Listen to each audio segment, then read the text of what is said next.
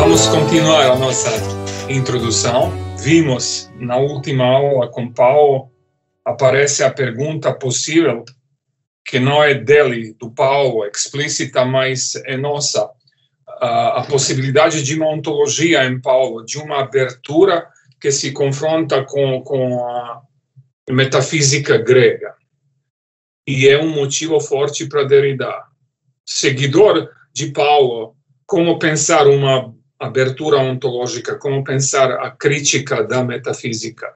Isso vai ser o ponto da nossa primeira leitura sobre Derrida, que tem na mente o título Metafísica. Então, como continuar o projeto anunciado por Heidegger de uma crítica, de uma destruição da metafísica, indo para uma deconstrução, e Paulo volta por aqui. A desconstrução é a possibilidade, talvez, de uma ontologia paulina.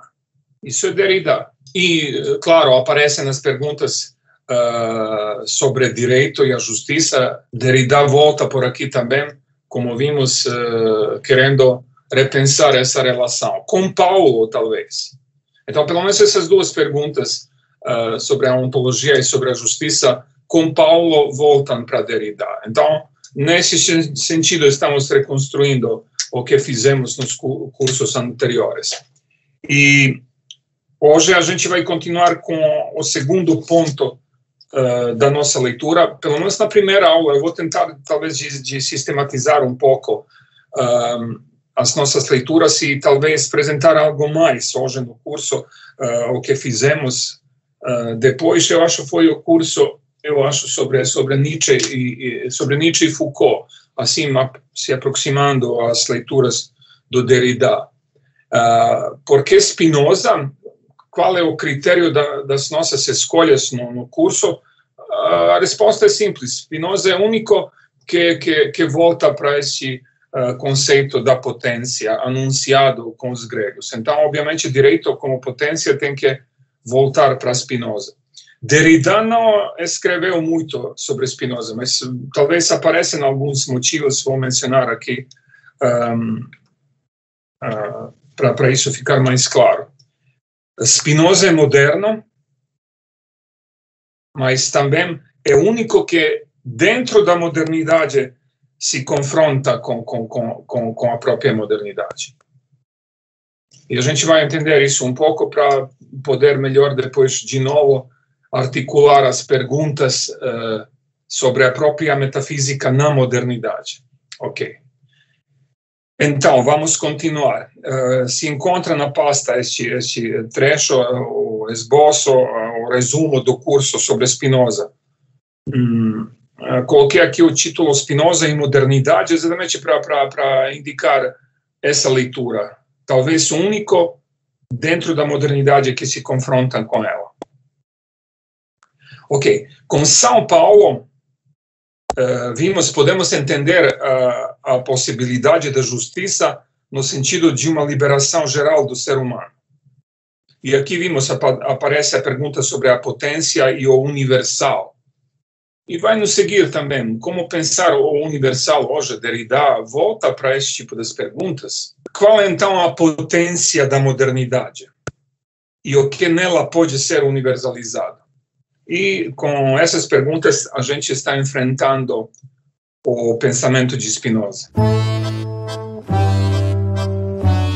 Eu coloquei primeiro aqui as palavras de Hegel, que a gente talvez vai tocar no ponto da nossa ementa ligado à metafísica, para entender o que seria essa metafísica moderna, no final das contas. Hegel fala, como você se lembra, uso isso como um motivo, assim, ir para a graduação e para pós. Ele fala, Hegel, modernidade não se realiza. Realiza a liberdade para todos. Então, essa expectativa paulina parece se realizar com Hegel, com a Revolução Francesa, com a modernidade tardia. Todos somos livres. Por que, então, voltar para Spinoza foi a nossa dúvida no início do curso, se as respostas modernas ficam explícitas com Hegel, ou melhor, com Hegel. E Hegel até aparece, eu acho, como uma específica autoconsciência moderna. Ele fala deste jeito. O que é modernidade? O que é a verdade sobre o mundo moderno? E ele acha que ele encontrou essa verdade, que fala inclusive sobre nós. Por isso, a gente pode dizer assim, ele é uma específica autoconsciência moderna. Por que voltar para a questão sobre a verdade moderna e ainda mais voltar para questionar a modernidade com Spinoza? O próprio Hegel elogia o trabalho de Spinoza, falando que ele pensa, claro, o absoluto, mas pensa-o como substância. Isso é Hegel contra Spinoza, e não como sujeito. E a gente vai ver, talvez para quem está entrando nessa discussão, fica difícil entender essa palavra sujeito, mas vou voltar para ela exatamente no contexto dessa leitura sobre a metafísica, na ementa nossa sobre Derrida. Então, Spinoza pensa o absoluto como substância e não como sujeito, e por aqui aparecem as dúvidas para Hegel. O que significa isso? Hegel, você se lembra das leituras que ele está fazendo na história sobre a história da filosofia, sobre a ciência da lógica, por exemplo. Hegel concretiza a crítica falando sobre as consequências do pensamento de Spinoza ligado às coisas particulares, concretas. E Hegel acha que Spinoza entendeu muito pouco sobre o particular, sobre o concreto, quer dizer, entendeu só um aspecto do concreto, mostrando a diferença dele dos outros entes concretos. Spinoza fala assim, como discutindo os modos da substância fazer essa diferença. Com outras palavras, Spinoza, com o vocabulário de Hegel, entendeu só a negação, o que diferencia os modos entre eles. Ele entendeu só a negação ligada ao concreto e não, Hegel fala, a negação da negação. Talvez vou voltar para este conceito na discussão sobre a metafísica. Então, Spinoza não entendeu a negação da negação, uma leitura hegeliana sobre o mundo que envolve o concreto no processo. Assim que ele vai chegar até o pensamento da história. A história é essa mudança do particular. A história é cena dessa mudança e termina quando o particular se identifica com o próprio geral. A gente vê que volta uma específica teleologia no pensamento hegeliano. E isso, ele acha, se realizou com a Revolução Francesa. Então, Spinoza, segundo Hegel, não conhece a negação da negação que, como mencionei, envolve o concreto no processo da própria realização. Assim, Spinoza não entendeu, segundo Hegel, a possibilidade de superar o particular, o concreto, o negativo, e realizar as próprias potências dele. E Hegel vai continuar este discurso sobre a potência, não entra no nosso curso. Por quê? Porque essa parece, vamos mostrar isso melhor, essa potência parece ficar presa numa leitura teleológica em Hegel.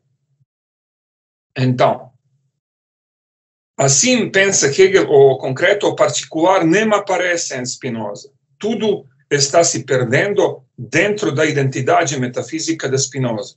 E só para se lembrar do Deleuze, ele encontra a vida pulsando em Spinoza. Só para ver como aparece depois uma outra leitura. Enquanto Hegel acha que cada um de nós, o concreto, o particular, nem aparece, está se perdendo, no final das contas, para Deleuze aparece uma leitura que está nos reinventando com Spinoza. Vocês têm que pensar sobre isso. Desaparece para Hegel, assim, a vida em Spinoza, em nome dessa identidade que Spinoza talvez só está repetindo. E a sugestão para nós aqui, pelo contrário, a gente tentou no curso de defender Spinoza contra essa leitura identitária, metafísica, afirmando essa identidade em próprio Hegel. E aqui apareceram as leituras possíveis como aproximar Spinoza a Marx, porque Marx está aprendendo a verdade moderna dentro dessa identidade hegeliana, e talvez isso prejudica as leituras marxistas. Isso é um motivo para nós, no momento da discussão sobre a política, voltar exatamente para a crítica que Derrida está fazendo contra Marx. Claro, com todos os motivos marxistas, a gente não está fazendo uma revisão, se afastando, mas a nossa pergunta é como pensar essa crítica hoje, aqui e agora, para nós. Ok, então, com outras palavras, Hegel fala, Spinoza chega só até a elaboração do mundo ligado à nossa razão. A razão que postula algo na frente, reifica, deixa algo como objetivo para ser pensado, Verstand em alemão, e não do nosso entendimento, Vernunft.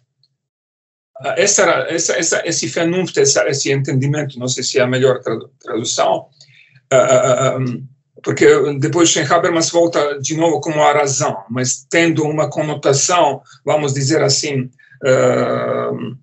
ligada aos pressupostos onde Hegel também pensa, no final das contas, a constituição do mundo. Então, este Vernunft, esse entendimento, entendeu exatamente o processo no mundo. Este processo dialético da superação e da realização final do mundo. Isso que Marx é herdeiro dessa leitura. A razão, então, quer dizer, Spinoza só conhece a negação e o entendimento, o processo com o qual a negação se supera. Quer dizer, volta essa palavra, a razão, quer dizer, entendimento nesse sentido hegeliano, conhece o processo da negação da negação. Isso é a história. Isso é a estrutura teleológica do mundo. Só como a gente viu, e vamos voltar para esse assunto, Hegel não entende por que ele mesmo articulando o mundo como a negação da negação, num momento para com a história. A história se reifica, vira uma outra identidade. Como entender isso? É o próprio Hegel que fala sobre isso, no final das contas, na filosofia do direito. Como alguém que reinventa, vamos dizer assim, ou inventa a história para a filosofia, mata ela nos próprios trabalhos. Vamos ver. Ok. Então, essa negação da negação em Hegel fica ligada com a discussão sobre a possibilidade do sujeito.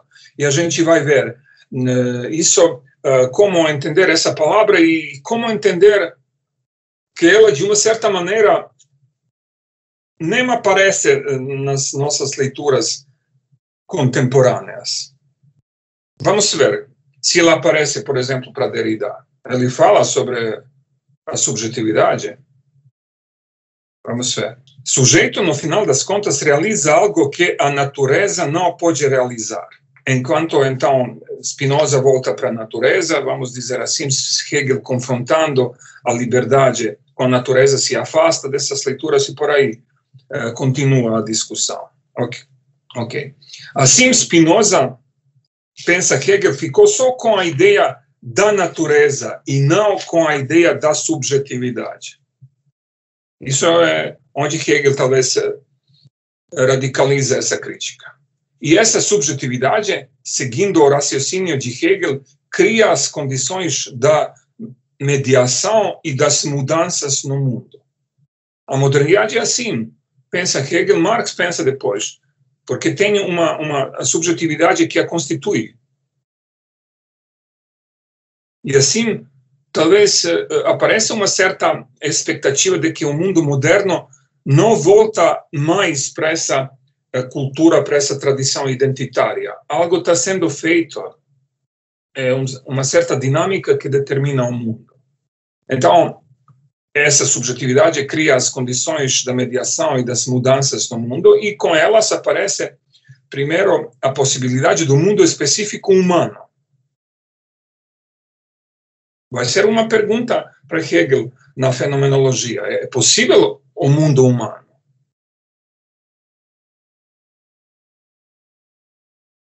O que seria este mundo humano? Eu acho, de uma certa maneira, volta essa pergunta para Derrida nas leituras sobre a besta e o soberano. Então, o que seria, como entender o humano? E uma certa soberania do humano. E Hegel continua, não é só a possibilidade do mundo específico humano, mas também a possibilidade da liberdade universal de todos. E Hegel vai entender isso assim, a liberdade é possível só no contexto do mundo humano, nessa história que ele vai anunciar. Reaparece essa palavra, universal de novo. Vamos ver até onde ela chega na modernidade e se ela volta, ou pode voltar nas leituras tipo Derrida. Então, assim, a subjetividade e a liberdade, e não mais a substância e a natureza, articulam a potência e a verdade do mundo moderno. Hegel contra Spinoza. E Hegel acha que temos, assim, todos os motivos para ficar ligados ainda a este projeto moderno. E, de uma certa maneira, isso volta, sempre estou colocando isso. O nosso mundo é moderno, a tentativa é modernizar o mundo, só agora a gente viu esse aspecto, talvez, diabólico dessa modernidade. E talvez isso provoca alguma forma da resistência. Talvez a gente, pelo menos, começou a pensar sobre isso. Ok, então, por que voltar para Spinoza se a teleologia moderna fica muito mais explícita em Hegel? E aqui exatamente aparece a palavra com a qual a gente pode entender Spinoza. Teleologia, como falamos. Ou melhor dizer, tudo que ele está fazendo é a possibilidade de se confrontar com essa palavra e com o mundo baseado nela. Isso não é pouca coisa. Vocês se lembram? O mundo grego é baseado, rápido assim. O mundo cristão é baseado na teleologia. Essa palavra parousia, como Jesus pode voltar. Ou para os gregos, como se realiza, talvez, a consequência prática da própria metafísica. Tudo isso inclui uma teleologia. Então, o mundo moderno nosso, então, como se realiza o nosso desejo mediado pelo mercado por aí? Hegel aparece por aqui. Nosso mundo é assim, no final das contas. Então, se confrontar com a teleologia. Isso vai ser o trabalho do Derrida também. Então, a gente vai ver como volta aquela ontologia paulina ligada com essa desconstrução da teleologia. Porque a teleologia é a forte indicação de um mundo identitário. A questão da substância, como a gente discutiu naquele curso, desde o início da filosofia, aparece do Spinoza, está presente. Então, pensar a potência da substância como causa sui. Você se lembra, na ética começa com essa pergunta da autoprodução. Causa sui é o início da ética de Spinoza. Como algo não determinado pelas estruturas transcendentais. E aqui vem o ponto transcendental desaparece em Spinoza. Quer dizer, desaparece tudo que nos liga com os pressupostos tradicionais da filosofia e com os pressupostos posteriores, como a gente vai ver um pouco melhor, do idealismo alemão, por exemplo. O mundo, isso é Spinoza, é a afirmação da própria imanência e não a realização das estruturas transcendentais e teleológicas. E o próprio particular, o concreto, que Hegel critica, ou, melhor dizer, inclui na realização dialética, é só a afirmação da potência da substância. O concreto, assim, não realiza algo além de si mesmo. Com outras palavras, o concreto é a afirmação dessa ontologia da potência, e não da deontologia da realização do transcendental. E foi o início de uma leitura que a gente quer seguir no direito. Talvez isso fica meio esquisito, por enquanto, no direito. A gente quer mostrar nos cursos o direito como uma possibilidade ontológica, o direito ligado com a ontologia e não com as deontologias, o que cria um ambiente meio natural do direito, seguindo as normas, realizando as normas por aqui. Então, vocês têm que prestar atenção. Direito como a ontologia. Direito não é uma experiência deontológica.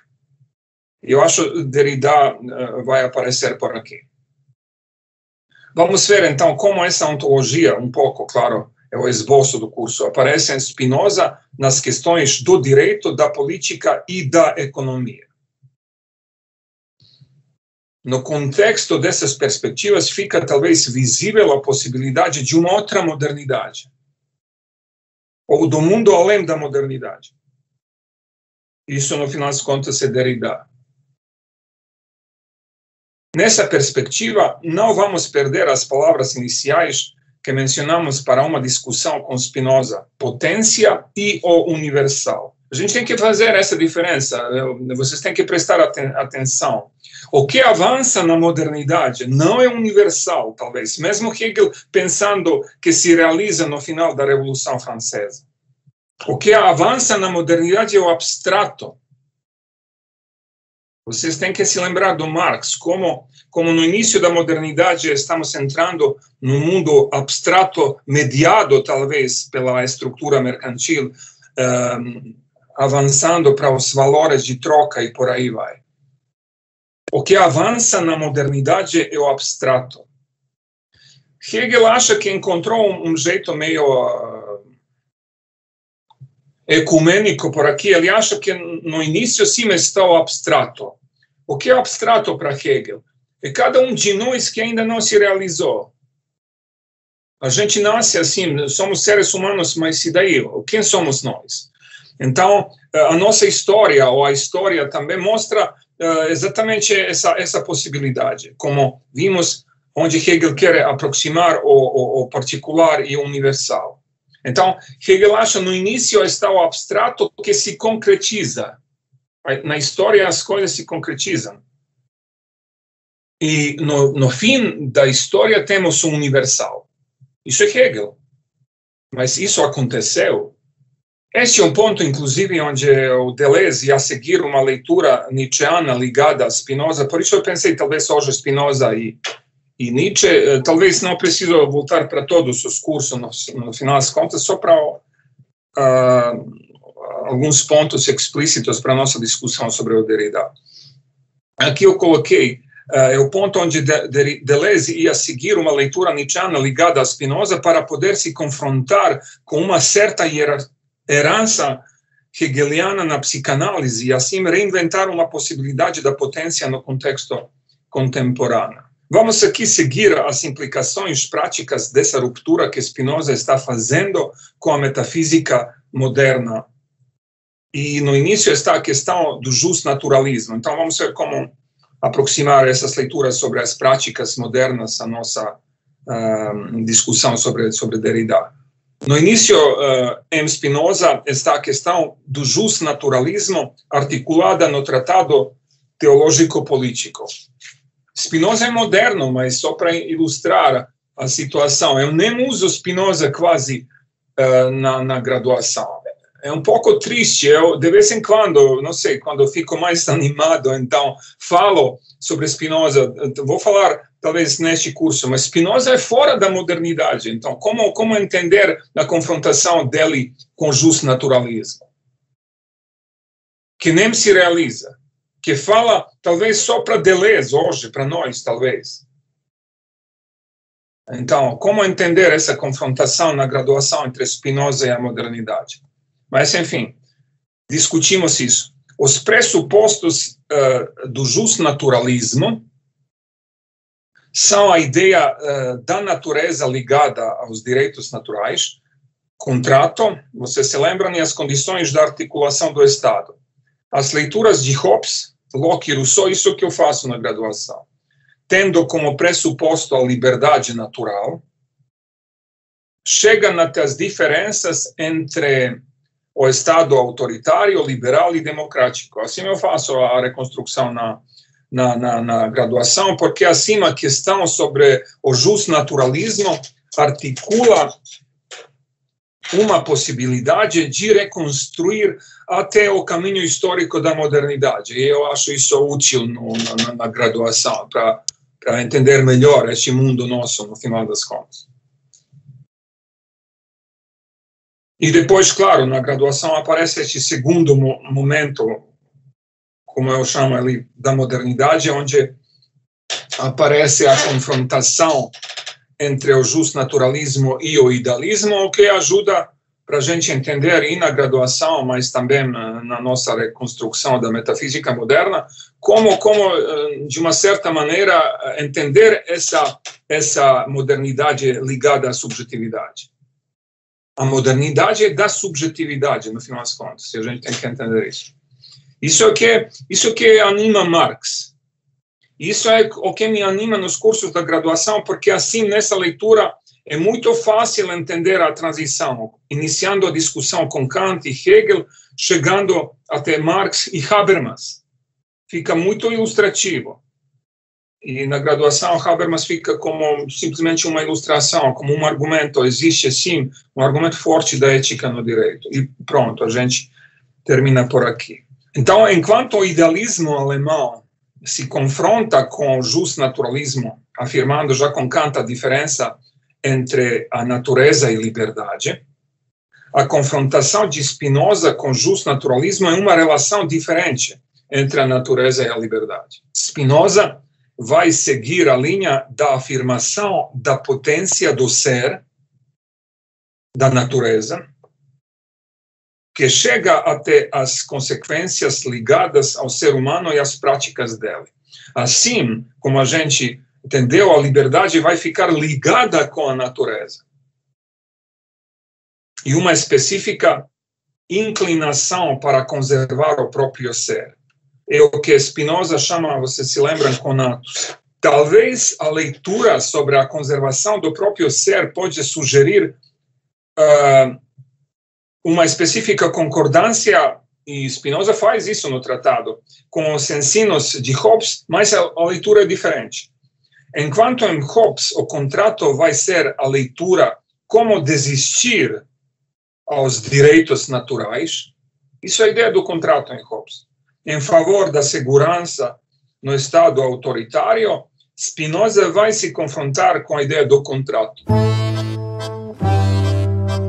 Daqui a pouco vamos entender melhor o próprio lugar do ser humano neste contexto da imanência da natureza. Hegel depois vai se confrontar com a ideia do contrato. Vamos ver isso também, mas preservando essa crítica contra Spinoza. E Spinoza fala, ninguém transfere seu direito natural a outro. No tratado, aqui na tradução, página 287. E um pouco depois, articulando as condições da convivência na sociedade, diz que todos permanecem iguais como o eram antes no estado de natureza. Aqui está a confrontação com Hobbes. Hobbes, inclusive, fala sobre as condições da segurança que animam os contratos e que criam as condições da nossa sobrevivência. O ponto não é sobrevivência, isso é Spinoza. Isso é o que tem que nos animar, porque, como sempre mencionou, hoje a nossa vida é isso, a sobrevivência, o cotidiano é isso. O ponto não é a sobrevivência, diria Spinoza, o ponto é liberar o indivíduo, cada um de nós, do medo, para que ele viva tanto quanto possível em segurança, ou seja, conserve tanto quanto possível e sem dano para outrem seu direito natural de existir e de agir. Neste sentido, Spinoza aproxima direito e as leis naturais. Direito está ligado, eu volto para essa sugestão, com a ontologia do ser, com a afirmação do ser, e não com as normas impostas. De novo, direito, neste sentido, é a concretização dessa ontologia do ser. Nenhuma deontologia. entre a natureza e a liberdade, não existe nenhum plano metafísico, como no caso das leituras aristotélicas ou hegelianas. Como se realiza a potência, como se realiza esse caminho da relação entre o particular e o geral.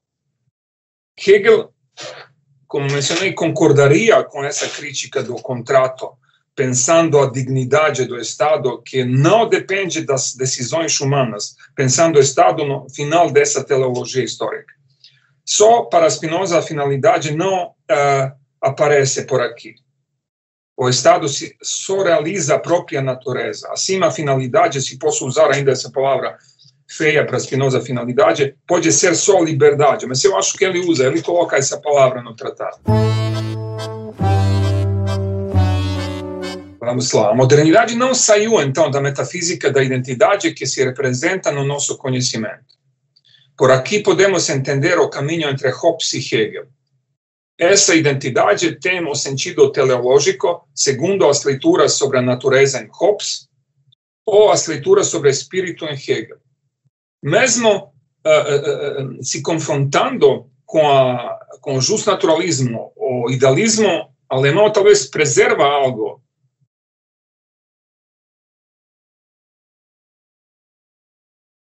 A confrontação, quer dizer, a confrontação entre justnaturalismo e o idealismo, no final das contas, nem sai da modernidade.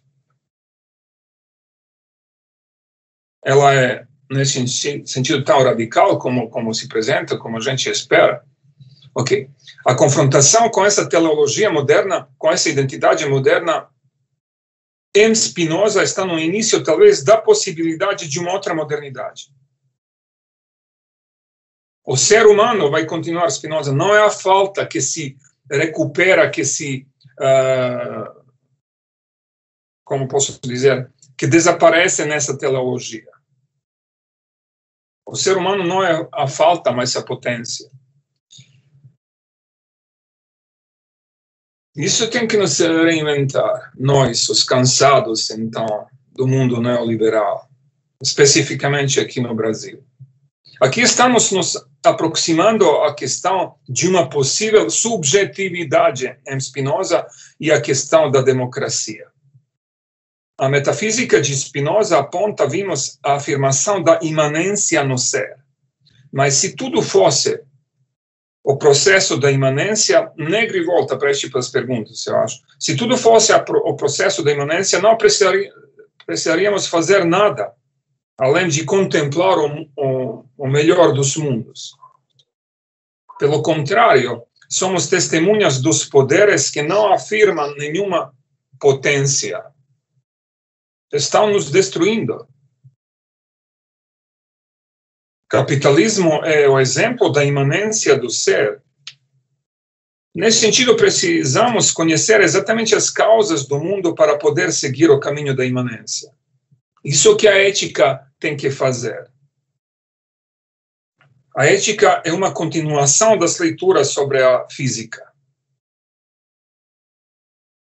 A ética está seguindo este processo da afirmação, que está no início ligado à natureza. Quer dizer, desde o início a ética articula este aspecto. Spinoza diria metafísico, quer dizer, ligado à nossa potência. Então, a ética de Spinoza é uma continuação das leituras sobre a física. Conhecimento nos aproxima ao entendimento da estrutura do ser. Nos aproxima à possibilidade de concordar em natureza.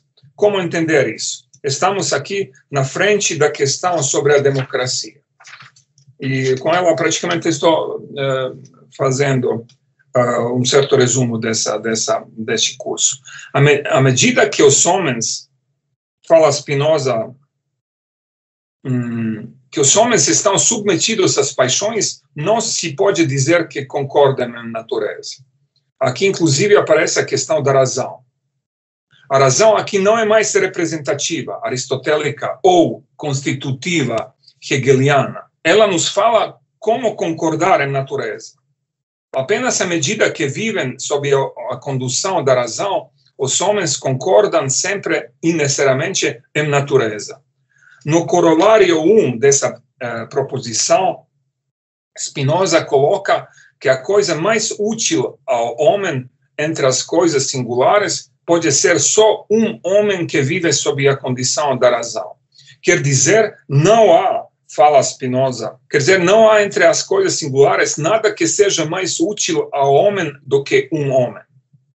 Essa quase intersubjetividade, Spinoza fala multidão, o conceito que chega até Negri, é a subjetividade possível na filosofia dele. Assim, a subjetividade não é transcendental, constitutiva, ela se articula nessa relação.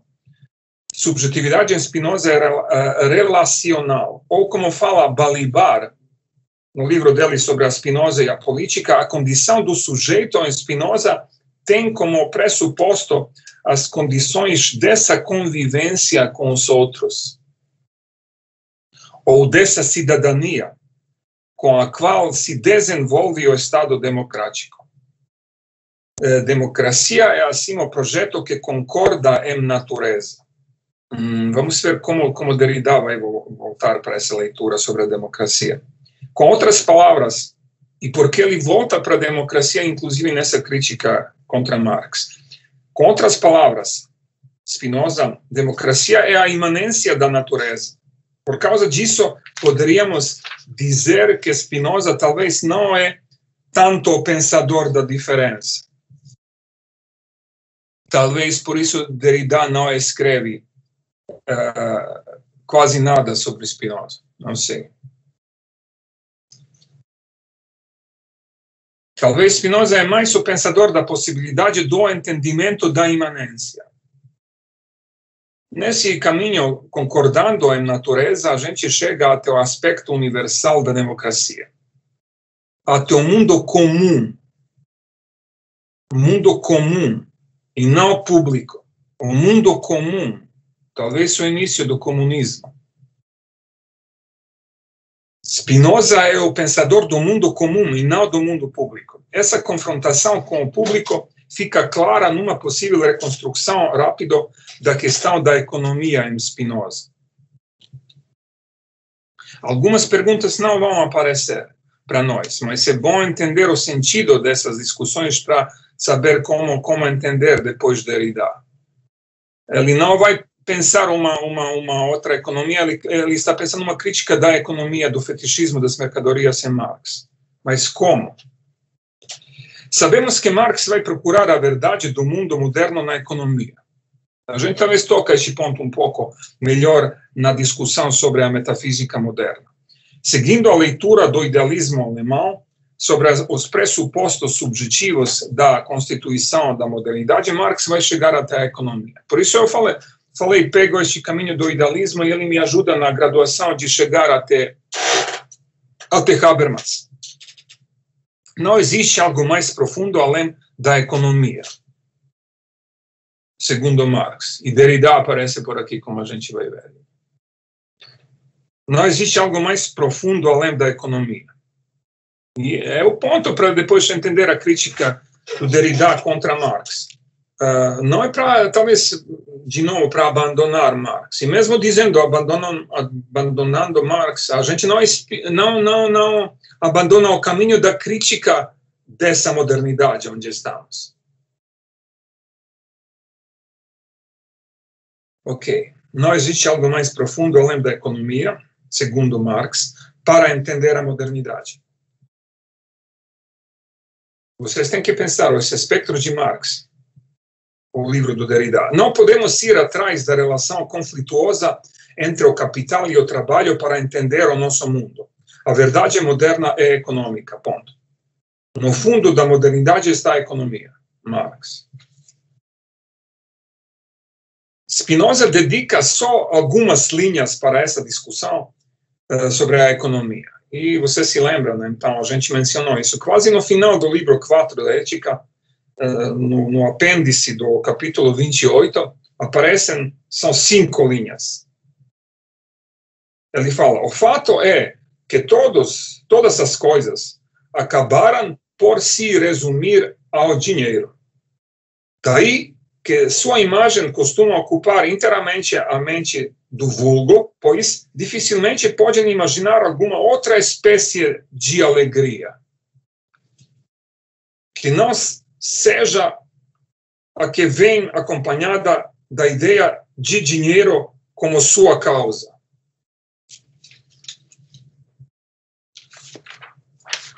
Spinoza entendeu a modernidade desprezando assim a economia, e é possível fazer isso. Como finalmente aproximar Spinoza e Marx, se é assim? Para entender este ponto, vamos voltar a uma leitura que talvez inspira Spinoza. Estou terminando, não estou me perdendo agora, voltando para Aristóteles daqui a pouco. Então, para entender este ponto em Spinoza, vamos voltar a uma leitura que talvez inspira Spinoza. É o capítulo 3 da Política de Aristóteles. Por isso eu falei, a nossa leitura do mundo grego tem que ser equilibrada, até onde eles chegam, no que eles falam.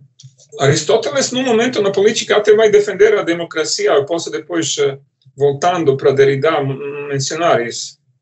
Mas isso não inspira nem um pouco Derrida. E a gente vai ver qual é essa leitura.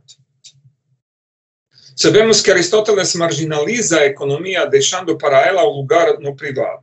Ela, na época grega, ainda não se sai, porque é um tópico dos nossos cursos, não sai para o mundo público para determinar. A economia para os gregos ainda não era a questão da ontologia.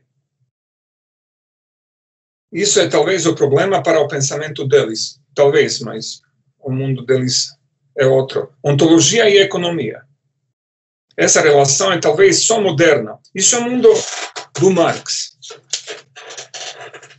Talvez primeiro para Marx é assim.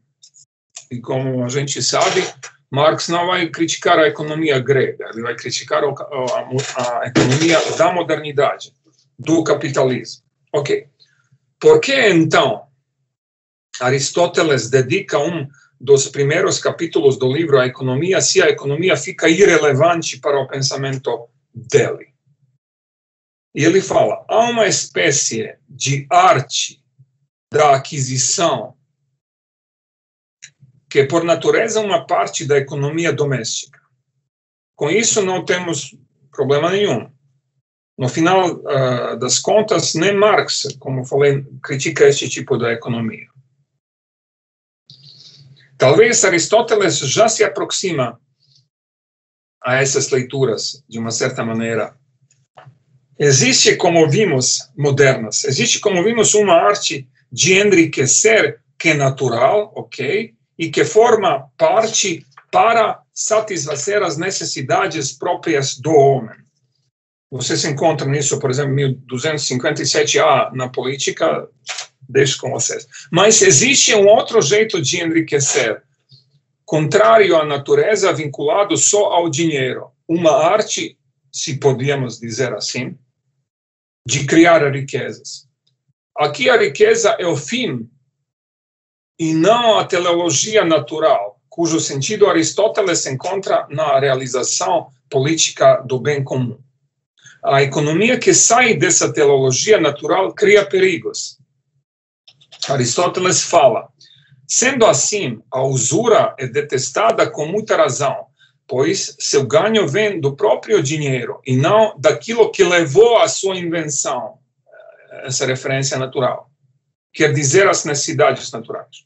E Aristóteles conclui, esta forma de ganhar dinheiro é de todas a mais contrária à natureza.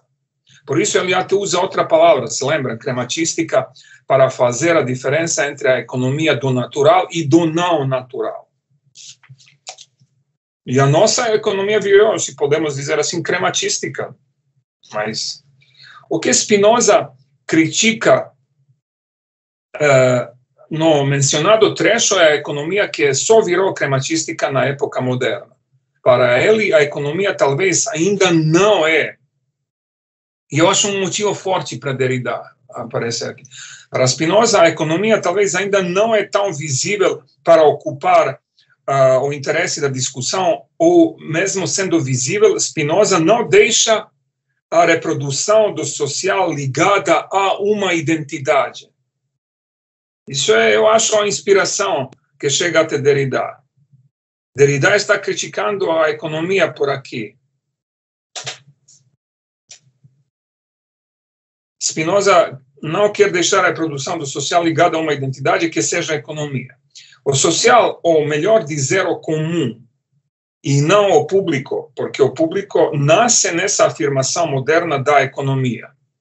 O público é uma categoria burguesa econômica, então a gente tem que repensar as categorias com as quais a gente está pensando, querendo reconstruir o nosso mundo. Ok. O comum é a afirmação da potência, da pluralidade e não algo ligado à reprodução teleológica das identidades.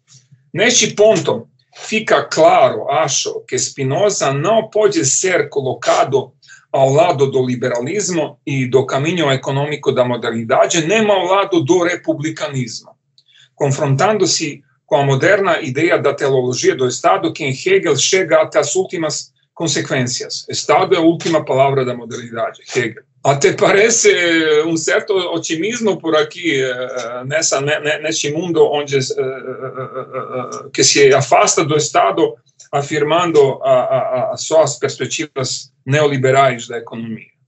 Ok, seguindo este caminho e chegando até a economia, Marx vai dizer que não podemos universalizar na modernidade. No fundo dela está o conflito entre o capital e o trabalho e não a possibilidade de superação com a qual se afirma universal.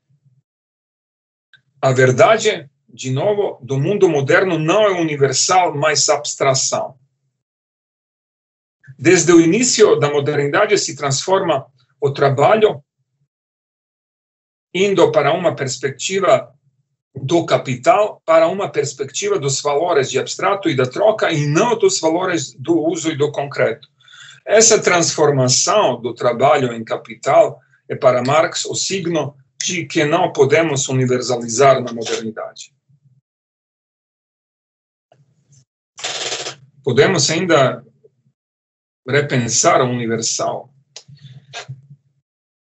Spinoza parece ainda acredita neste ponto do universal, pensando a democracia e não a revolução. Talvez isso chega de uma certa maneira também até Derrida.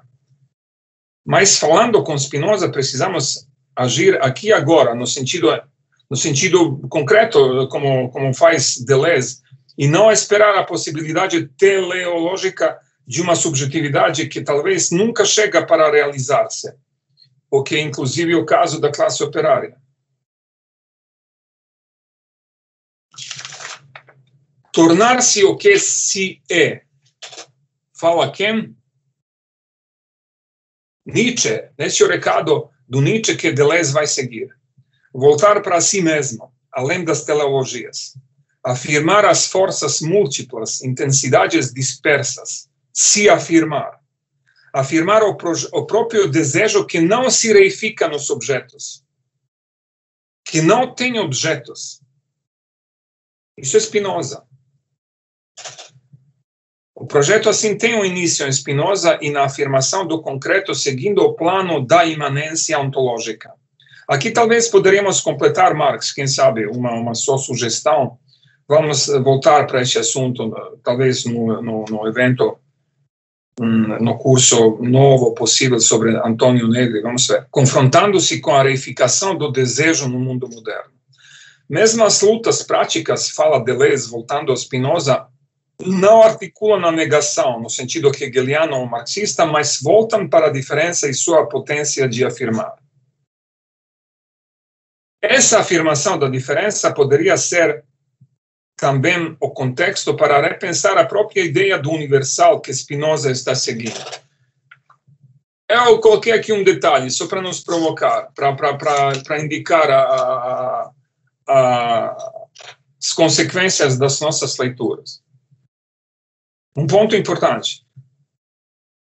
No final do tratado político, Spinoza se pergunta se as mulheres estão por natureza ou por instituição sob a autoridade dos homens.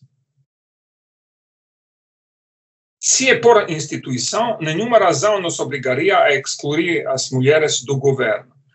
Se, todavia, apelamos para a experiência, veremos que isto provém da sua fraqueza.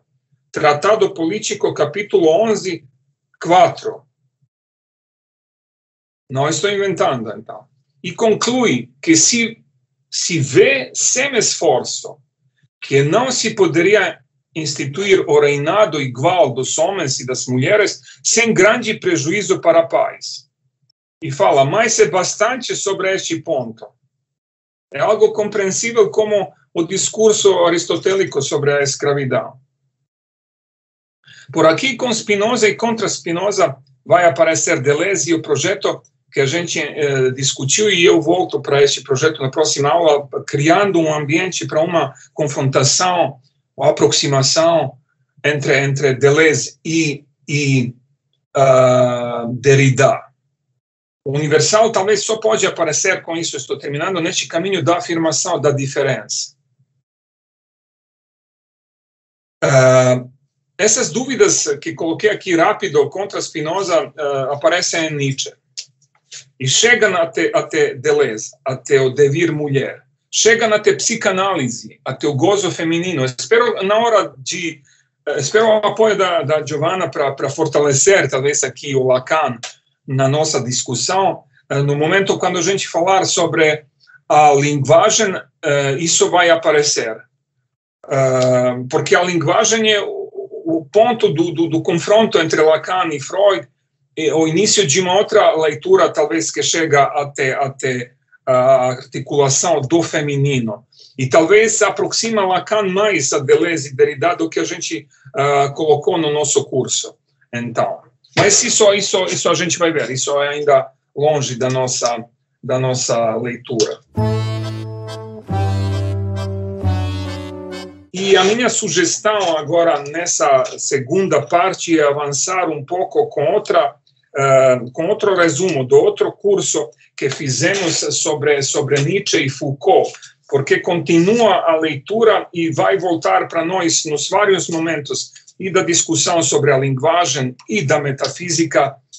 Nietzsche chega longe por aqui. E talvez parar com essa reconstrução por aí hoje, e na próxima aula vou voltar para Deleuze e apresentar este esboço que eu articulei pensando que íamos continuar o nosso curso no mês de março. Então, talvez seja bom, antes de discutir, concretizar essas leituras, ter uma certa orientação para onde a gente vai nessa discussão. É bem ilustrativo, espero, como eu estou tentando de fazer sempre nos cursos. Eu pensei primeiro de articular a questão da linguagem em Nietzsche, mas talvez melhor esperar a própria leitura que marcamos na ementa, que chega quase até nós, até Saussure, que o Lacan vai tematizar. Então, uma leitura implícita aristotélica, para ver qual é a linguagem que reaparece nas discussões, e eu acho que a linguagem é o ponto da confrontação entre Freud e Lacan. Eu acho a grandeza de Lacan, ele é fascinante por aqui. Indo depois para essa leitura sobre o feminino, que talvez, como falei, nos ajuda de aproximar ele, de afirmar ele mais no nosso curso, do que a gente tentou. No curso sobre a Derrida, a gente tentou de afirmar uma leitura que se confronta com a psicanálise. Talvez Deleuze, não sei, pensa mais sobre Freud. É mais fácil, eu acho, criticar Freud por aqui do que Lacan, mas, enfim, a gente deixa para Giovanna nos esclarecer este ponto no contexto da discussão sobre a linguagem, mas eu volto para este trecho, talvez, porque entra na discussão sobre Derrida. Se precisar, talvez, não é ruim mencionar, vamos dizer assim, coisas várias vezes. É importante memorizar, entender as coisas. Ok. Então, talvez eu vou mencionar, é um trecho só do humano, demasiado humano, que a gente está praticamente acompanhando todo o tempo aqui. Vamos ver. Ok. Então, foi o nosso terceiro curso, no final das contas, eu deixei aqui o título Direito ao Corpo, Nietzsche e Foucault. E vou ler, são poucas coisas, no final das contas, só para se lembrar deste ponto para seguir depois as leituras sobre Derrida. E na próxima aula vou discutir só isso, para não... Vimos 3 semanas, resumo, assim marcamos na ementa, pronto. Depois a gente vai seguir o nosso curso, porque inclusive convidei algumas pessoas para falar para a gente, que estão pesquisando por aí, para mostrar que essa discussão sobre Derrida não é um ambiente fechado, vamos dizer assim, meio esquisito, inclusive no ambiente do direito, para mostrar que Derrida está presente e muito. Ok. E então, para seguir a ementa nesse sentido, convidar eles. Por exemplo, Giovanna e a questão da linguagem, depois convidei Gabriela para a questão da ética. Gabriel, um aluno antigo para discutir política. Alex, espero que ele está aqui para nos aproximar às leituras Agamben e confrontar, talvez, Agamben e Derrida por aqui, e seria melhor seguir exatamente os dias anunciados para o pessoal se organizar melhor. Ok. Vou analisar aqui rápido a teoria do Nietzsche reconstruindo 3 conceitos: direito, corpo e justiça. Iniciar a discussão com o conceito do direito não significa que ele está no início do próprio pensamento nietzscheano. Direito é uma opressão. Com a palavra direito se pratica o farisaísmo, fala Nietzsche, nos escritos sobre direito. E ainda, filosofia do direito não conheceu ainda sequer os seus princípios elementares. A pergunta é por que o direito não conhece ainda os próprios pressupostos? Estes pressupostos existem. E articulando-os, talvez podemos nos confrontar com o direito como uma prática da opressão e entender o direito como uma prática libertadora. Nietzsche e o direito. A ausência, eu só coloquei aqui, mas no final das contas é a verdade. A ausência do pensamento dele, do Nietzsche, nos departamentos do direito, indica que ainda estamos muito longe dessas discussões. Para entender a questão do direito em Nietzsche, podemos nos lembrar da questão de uma possível diferença ontológica presente, acho, já no trabalho dele. Reduzimos a nossa natureza à cultura. É o recado do livro Humano, Demasiado Humano. Então, só uma sugestão simples. 2 mundos, vamos dizer assim. Natureza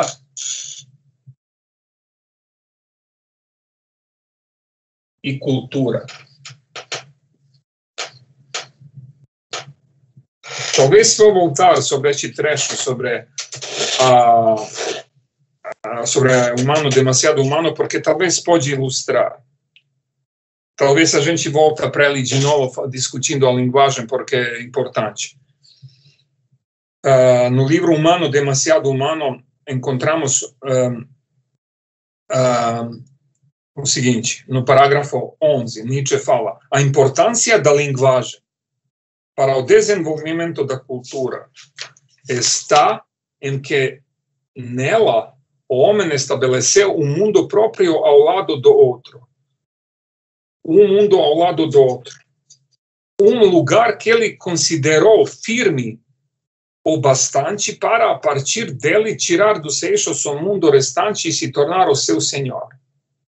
Então, a discussão, isso é importante, sobre a linguagem é a discussão sobre a diferença entre 2 mundos. o mundo da natureza e da cultura. Nietzsche vai colocar, só para facilitar a leitura, a linguagem, por aqui.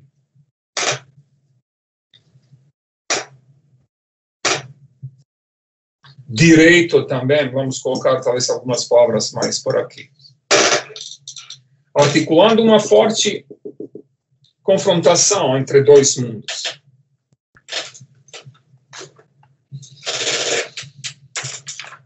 Como falei, a discussão sobre a linguagem é a discussão sobre a diferença entre dois mundos. Qual é o sentido dessa diferença? Eu acho que por aqui, inclusive, aparece algo dessa leitura de Heidegger sobre a diferença ontológica. E um recado importante para vocês, para entender por que Derrida está seguindo, melhor dizer, questionando, criticando o projeto heideggeriano.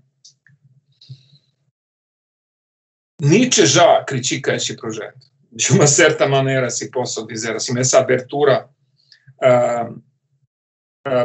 para a diferença ontológica, mesmo falando sobre essa diferença. É o início, talvez, do projeto da destruição da metafísica. Nietzsche continua: o criador da linguagem não foi modesto, a ponto de crer que dava às coisas apenas denominações. Ele imaginou, isto sim, exprimir com as palavras o supremo saber sobre as coisas. A linguagem estabelece a verdade. É a crença nas forças, fala ele no mesmo parágrafo, ligadas a essa verdade. Ou, com outras palavras, a linguagem articula uma específica vontade de verdade. Aqui coloca Nietzsche também essa palavra, vontade de verdade, ao lado da cultura. Uma específica constituição do mundo.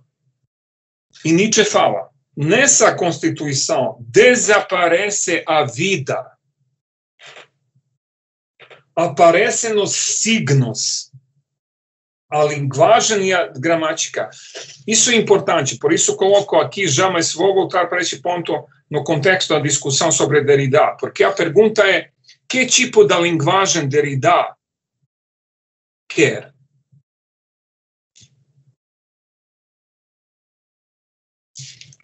Que tipo de linguagem que pode seguir essa crítica da metafísica e da cultura identitária?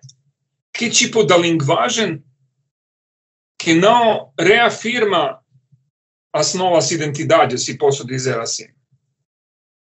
Vamos voltar só um pouco mais para Nietzsche neste ponto. Nessa constituição desaparece a vida e aparecem os signos, a linguagem e a gramática.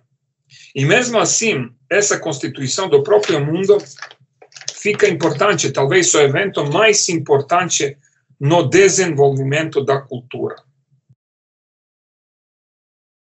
Ou melhor dizendo, fica o evento mais dramático neste desenvolvimento. Nietzsche diz que nessa crença na linguagem os homens propagaram um erro monstruoso no mesmo lugar. Por que isso aconteceu?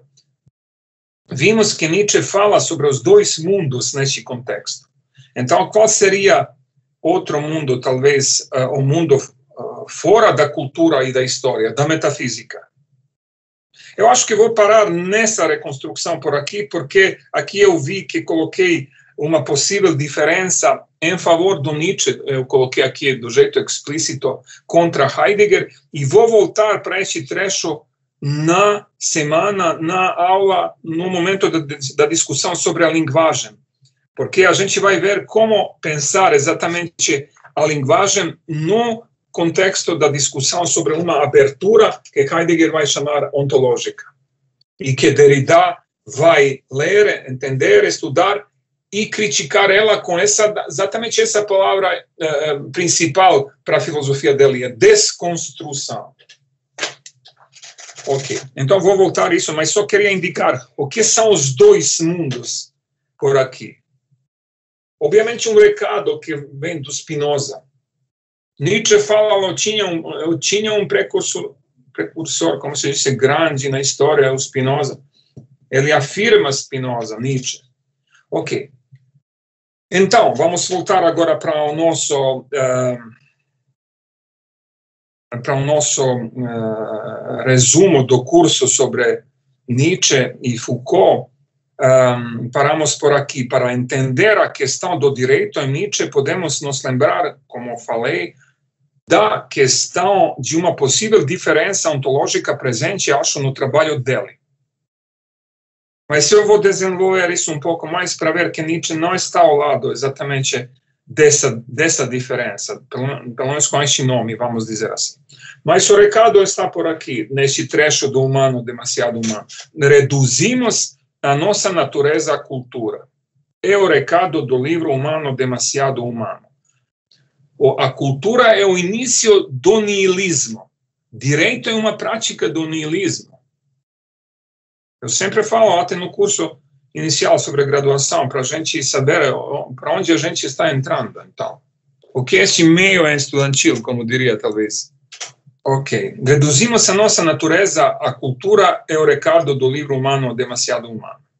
Assim, nos entregamos à cultura e às verdades dela, esquecendo a dinâmica e os fluxos da nossa própria natureza.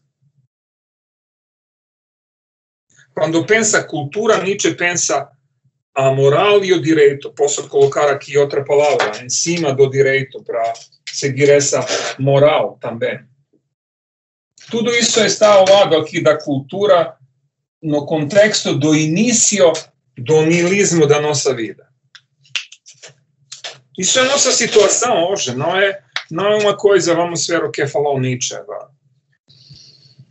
A cultura é uma específica dominação constante do medo sobre desejo. Diria Spinoza, ou Nietzsche com Spinoza, como vimos. Isso constitui a moral, continua ele dizendo que a cultura, como uma articulação comunitária, significa a organização dos fracos, ou uma articulação da igualdade. De novo, volta essa pergunta. Como pensar, talvez, o universal ligado com a igualdade? Estamos caindo nessa diagnose que o Nietzsche está articulando por aqui. Castrando os fluxos e a potência da nossa natureza. Ou vocês veem que aqui, ao lado da natureza, com Spinoza aparece essa palavra potência. E ao lado deste mundo da cultura, os poderes. Então, vimos moral, direito, as leituras sobre isso. Posso colocar assim. E a gente, num momento, chega a ter uma consequência simples. Os problemas hoje da democracia são exatamente o problema principal, como a gente até mencionou, eu acho, no curso sobre Agamben e Negri. O problema da democracia é o problema dessa relação entre a potência e o poder, colocando o poder em cima da potência. Por isso a gente volta para essa palavra. Então, a potência e direito como potência, no final das contas. Direito e a vida conforme a lei é a sequência. Isso chega, Giovanna vai nos lembrar. O gozo sem a lei, quem sabe, feminino. Direito e a vida conforme a lei é a sequência da moralidade. Assim, o direito não nos afirma, mas significa uma específica negação da nossa vida. E, como falei, desde o início, direito, não só direito, muitas perspectivas na própria filosofia. Filosofia como tal, isso não significa nada. A filosofia, tem filosofias que não se encaixam exatamente neste mundo. Eu, felizmente, nasci na época do comunismo, que vocês não conhecem.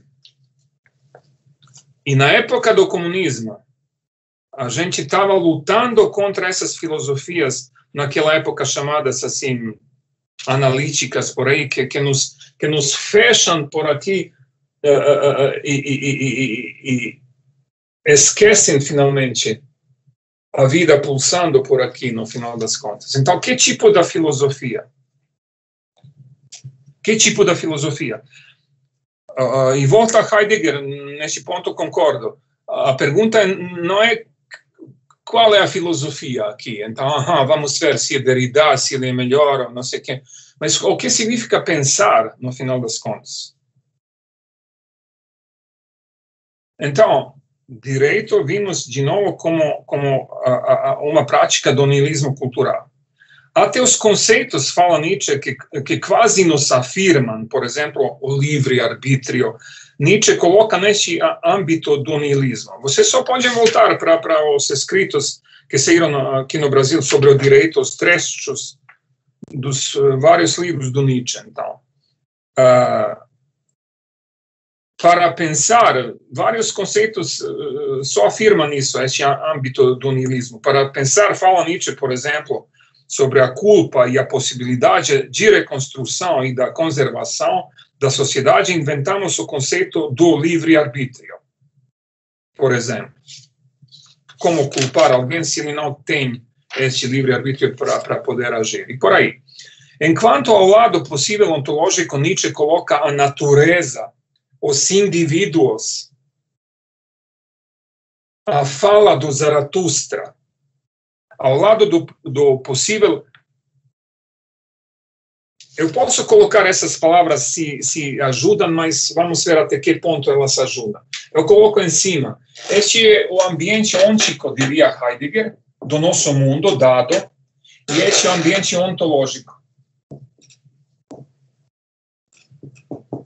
Mas quando eu voltar para este trecho sobre a linguagem, a gente vai ver que Nietzsche não é um pensador, vamos dizer assim, da ontologia, ou se é o pensador da ontologia, talvez não é o pensador de uma estrutura que se encontra por aqui do ser, quer dizer, uma ontologia do ser. Eu acho que é o ponto exatamente onde Heidegger não entendeu Nietzsche.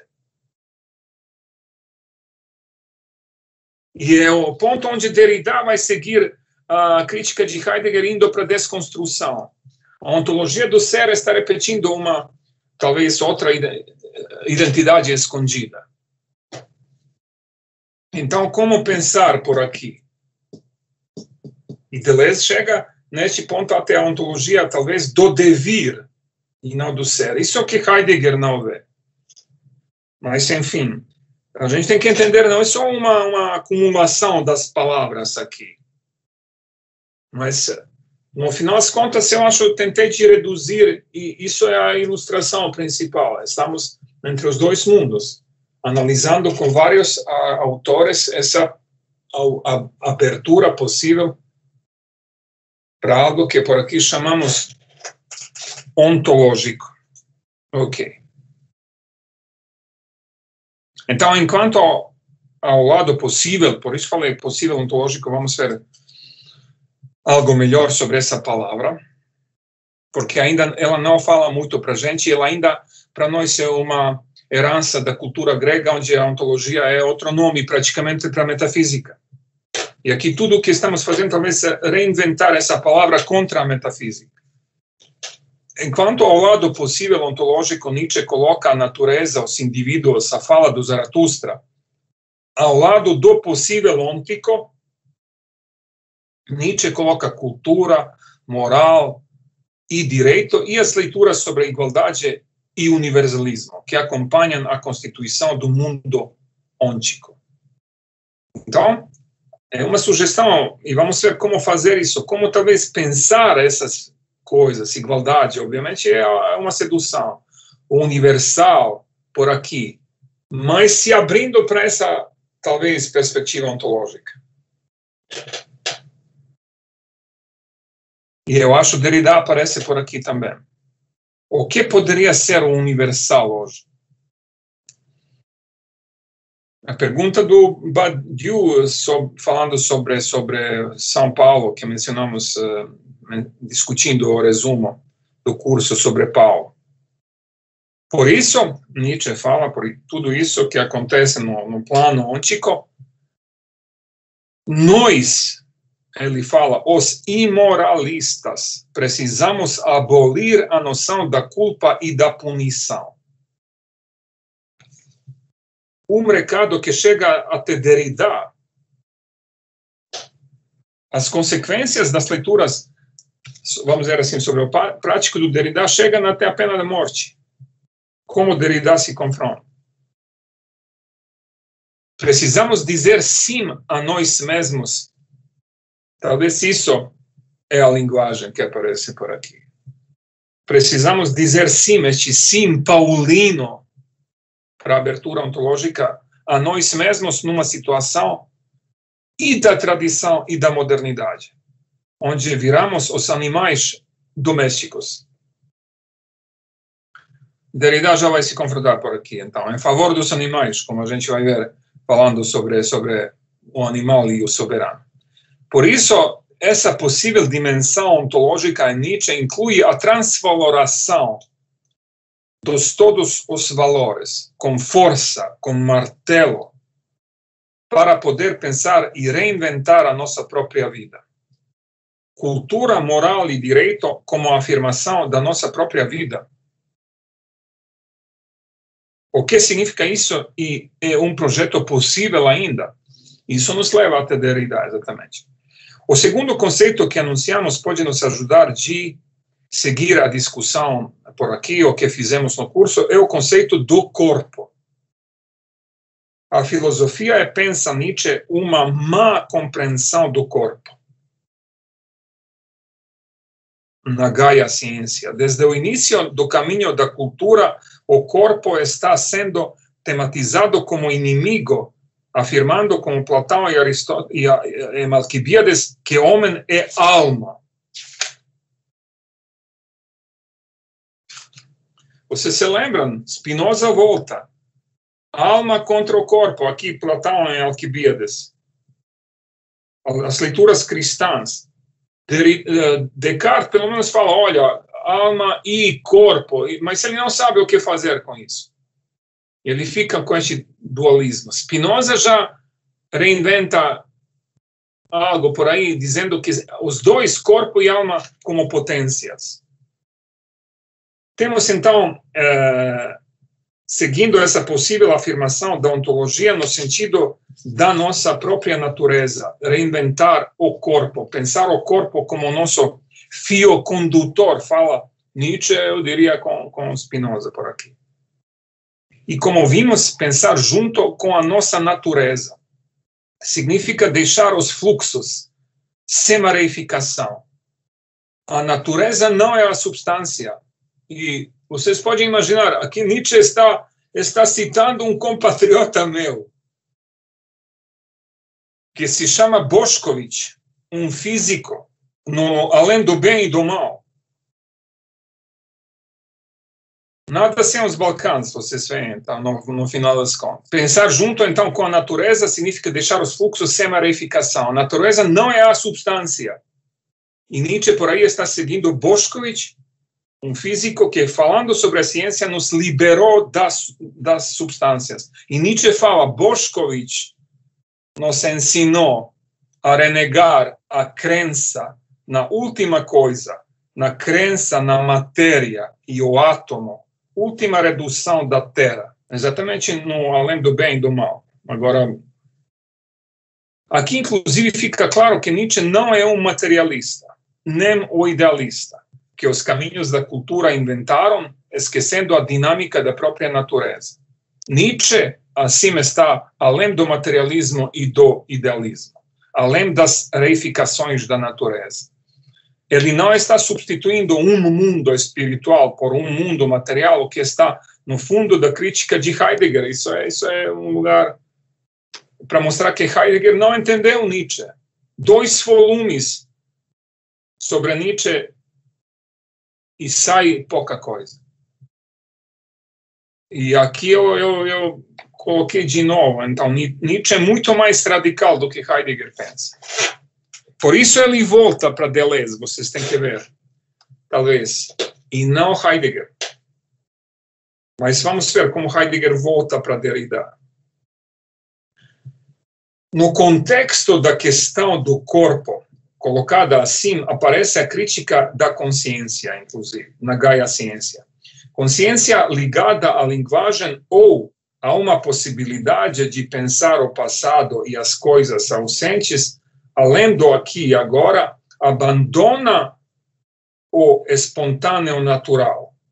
O natural, ou como Nietzsche coloca, os instintos naturais fica interiorizado. Isso é o que vai inspirar Freud, inclusive. Interiorizado, esquecido. Talvez o início dessa leitura heideggeriana do início do esquecimento do ser. Então, a consciência só pode interpretar os fluxos, ela aparece por aqui. Ela é só interpretação, texto. Ou talvez nem podemos dizer texto, porque não existe o texto do ser. Nem existe o ser, mas só interpretações.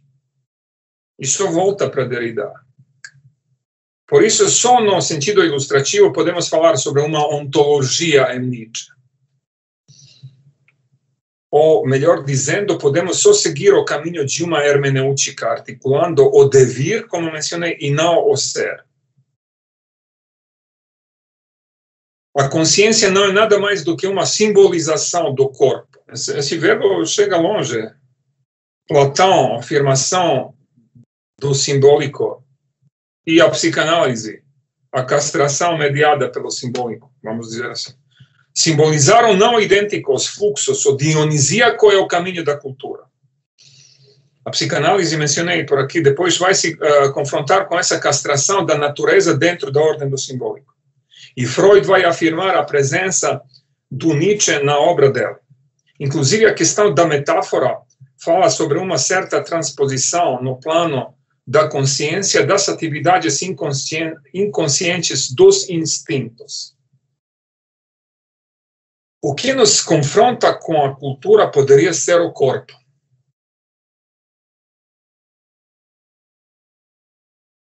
O corpo nos coloca diante do múltiplo, do diverso, do não permanente, do não essencial.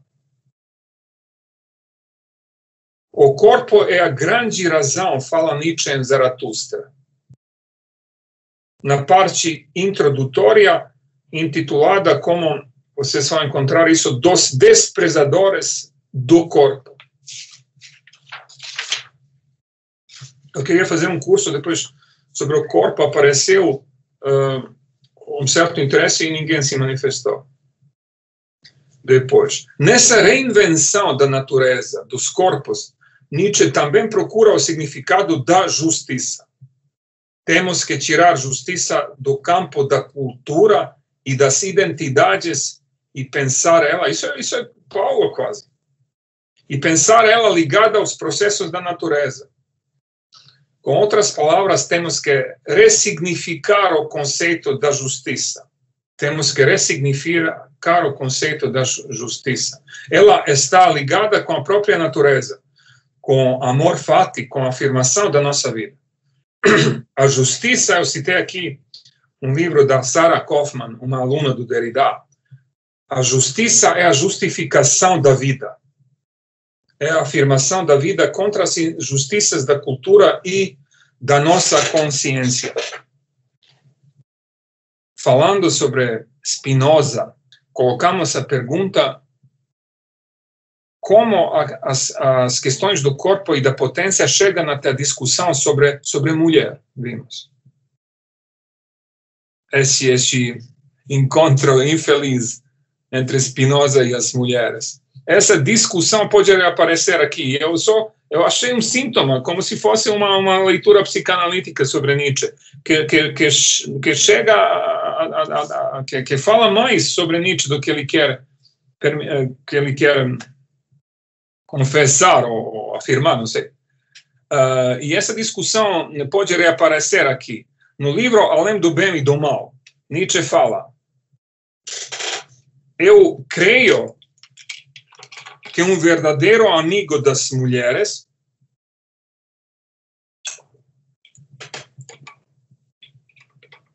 é aquele que hoje conclama as mulheres que a mulher se cale sobre a mulher. Tudo isso no Além do Bem e do Mal. E antes, comparando em seu conjunto o homem e a mulher,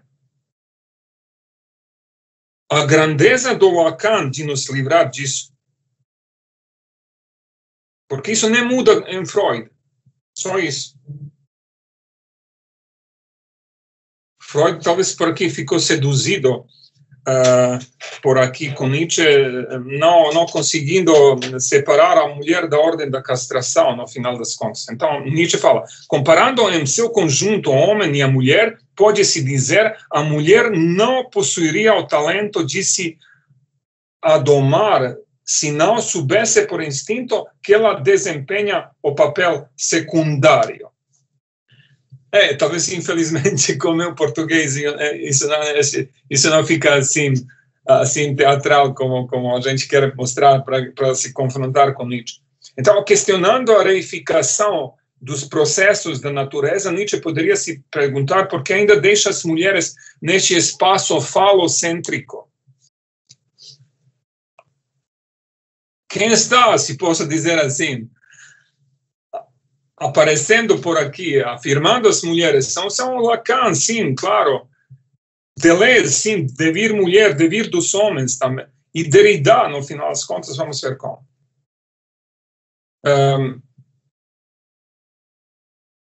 Questionando a reificação dos processos da natureza, Nietzsche poderia se perguntar por que ainda deixa as mulheres neste espaço falocêntrico e identitário, em lugar de questioná-lo também.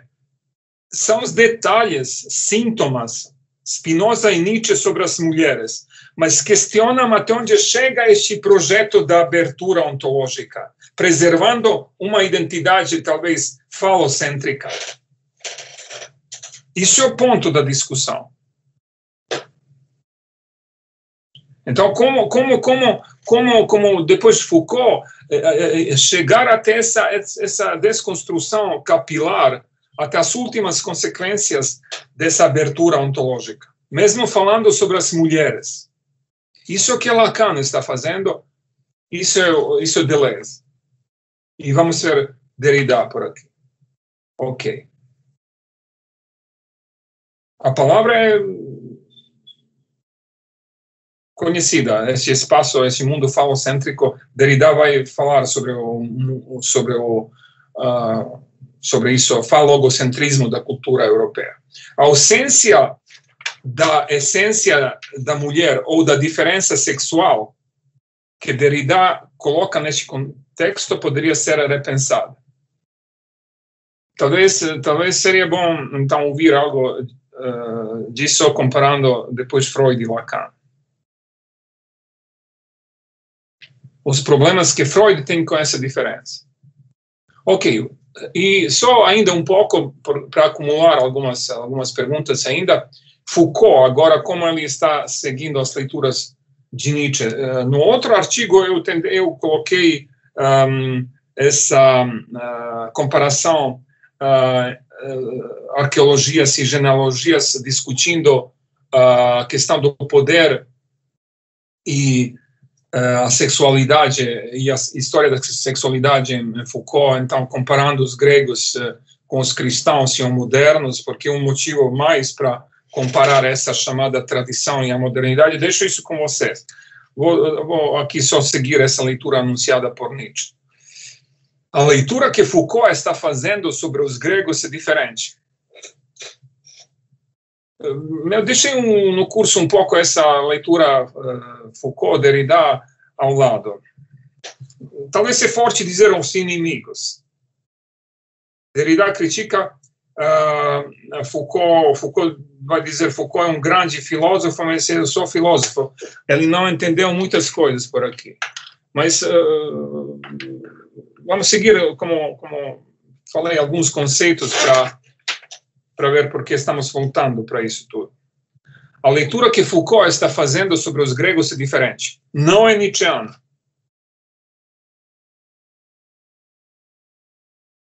Foucault não quer pensar a filosofia grega simplesmente como logos, como Nietzsche está fazendo, criticando, mas como ergon. Uma sugestão para vocês, depois repensando a Agamben.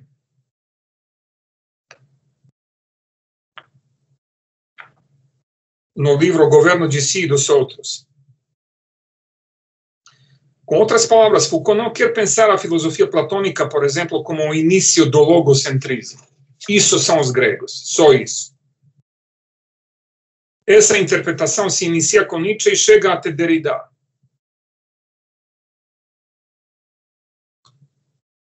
A filosofia, fala Foucault, está nas práticas. A real da filosofia está em suas práticas, no mesmo lugar. O governo de si dos outros, página 229.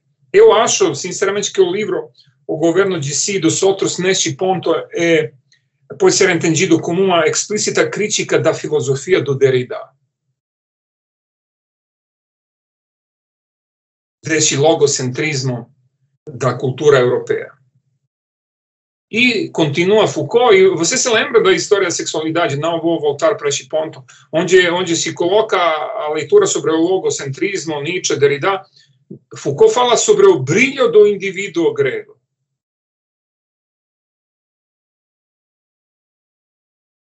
Sobre uma feliz, vamos dizer assim, rápido, relação entre o sexo e os prazeres, que desaparece logo na cultura cristã.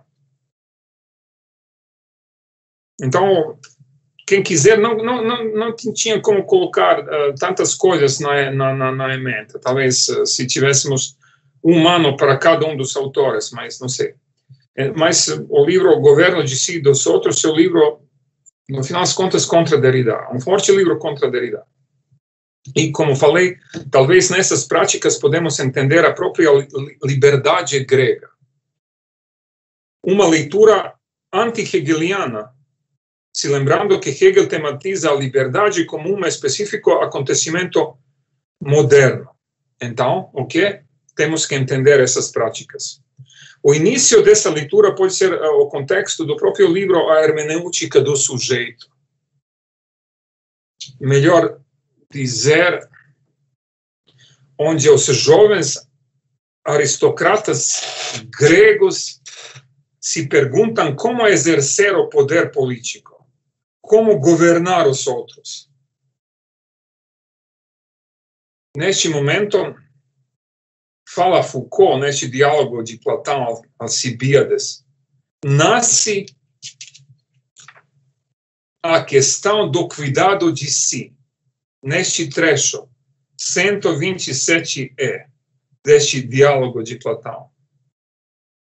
Neste trecho aparece o imperativo, cuidar de si mesmo. A resposta de Platão é conhecida. Ocupar-se de si mesmo significa ocupar-se com a própria alma. E a gente pensa, mas a alma já supera o corpo como o túmulo da alma, essas leituras que chegam logo depois. Mas, como a gente também se lembra, a questão da alma em Platão inclui na sua complexidade e a relação com a metafísica do mundo e as questões sociais e do Estado. E a ginástica, como Foucault logo depois chegou a chegar até esse ponto, porque temos que nos exercer, então, para no final das contas, poder praticar as virtudes. Ocupar-se com si mesmo inclui o social, os outros.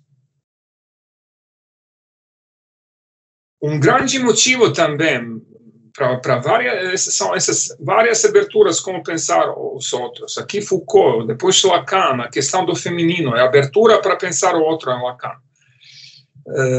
Derrida é a pergunta explícita. Vamos ver. Isso une essas leituras, para não ver que a nossa escolha é assim.